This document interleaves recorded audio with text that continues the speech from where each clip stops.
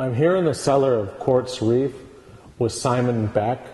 It's in the Central Otago. We've been tasting some wonderful Pinot Noirs with structure, beautiful fruit. They have their own unique style. So Simon, tell me a little bit about that, because they're firmer than a lot of, let's say, California, Australian Pinot Noirs, even Burgundy. There's this tannin backbone. I know you guys are biodynamic. What's that coming from? Is it the soil, or? It's really the classic combination of soil and climate. Central Otago, you know, we're growing grapes on the edge down here. It's you've seen the day that we've had here outside today with snow almost coming through. But so the grapes have to work hard, and the soils are pretty lean and infertile.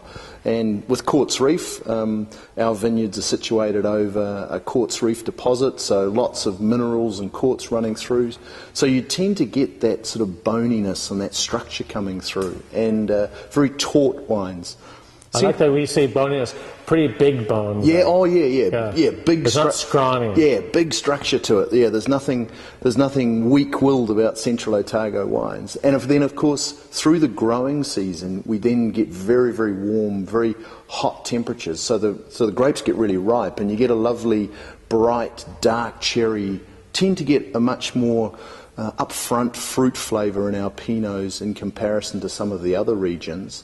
And then you get that regional style. And we're from Bendigo, so we're a single estate just from Bendigo, and we tend to be a little more masculine with our Pinots, whereas Gibbston tends to be a little lighter and a little crisper, and then Bannockburn has a lovely spiciness to them, and Alexandra to the east of us here is again a little cooler at times, and it has a little sweeter fruit.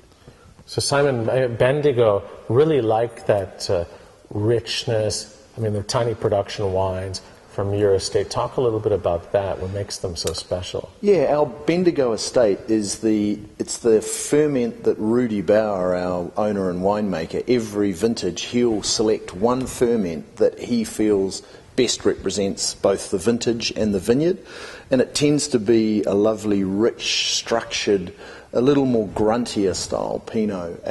Our regular Quartz Reef is a more approachable overall expression of the vineyard, but the Bendigo is this lovely, rich, tends to be stronger tannins, darker, richer fruit, and a more single focus style.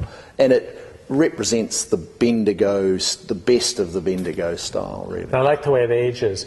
It still stays firm, but sort of opens a little bit more. We were talking about the savoury notes. It almost has that grilled meat sort of truffly note coming through on it, and that's definitely what Rudy's trying to achieve. It's not just about all upfront rich fruit, but it actually has texture and some structure to it. You're right. So they're delicious wines, and they'll age for a good 7 to 10 years, and probably drinking at their best after 5 or 6 years from release. So, but we're very proud of those there. But tiny production, only get exported in quite small quantities around the world. So.